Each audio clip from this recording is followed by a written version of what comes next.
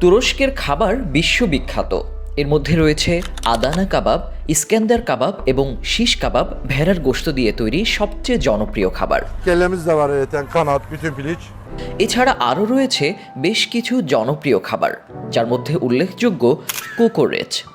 ভেড়ার অন্ত্র দিয়ে তৈরি তুরস্কের ট্র্যাডিশনাল স্ট্রিট ফুড হচ্ছে কোকোরেচ। এটি খেতে একেবারেই ভিন্ন ধরনের অভিজ্ঞতা।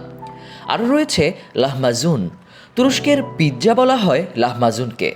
এটা পাতলা রুটির উপর ভেড়ার মাংস, কিমা আর টমেটো এবং মশলা ছিটিয়ে তৈরি করা হয়। এটি তুরস্কের ঐতিহ্যবাহী একটি খাবার।